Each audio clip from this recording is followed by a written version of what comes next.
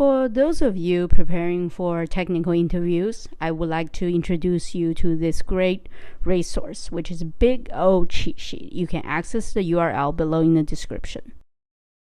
Here you can see a very nice chart about some of the commonly seen big O notations, such as O of 1, which is constant, O of log n, commonly seen in binary search trees, very efficient tree-based algorithms, and O of n, which is linear, O of nlogn, commonly seen in search, even some Python search methods, and all the way to O of n factorial.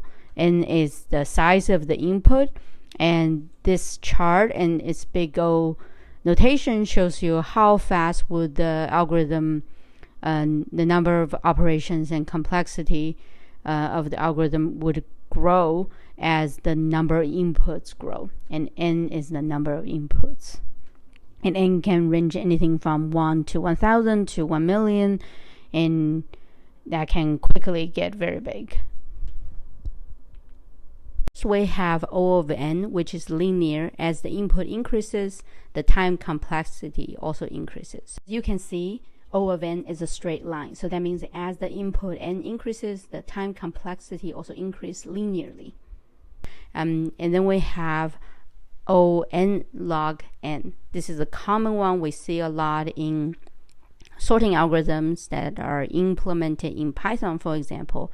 As n gets really large, log n is nice and very nice, but as n gets very large, this multiplier, this can be really big. So you can see the curve ticks up fairly quickly compared to O of n. And then we have quadratic, which is O of n squared, and it becomes fairly unacceptable quickly. It's almost a vertical uptick. Please support the website. It's linked to below. Keep it bookmarked for your reference. Please also subscribe to our channel. We really appreciate your support. In this section, you will see some common data structures and time complexity and space complexity for some common operations.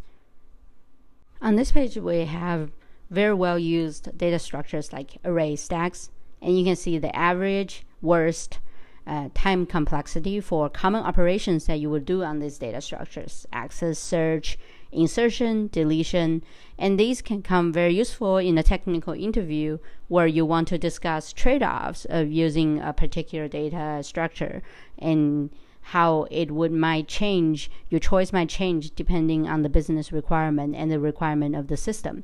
So for example, designing for Facebook may require you to have very fast everything, but this designing for a nonprofit, maybe as long as it's easy, retrieval may not have as high of a speed requirement as Facebook would.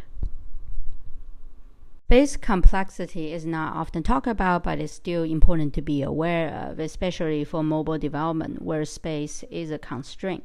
Storage is a constraint as well. And here you can see a list of common sorting algorithms and their time complexities and space complexities. We see a little more different space complexities here. So in sorting, it definitely is interesting. And time complexity, as usual, we see best, average, and worst.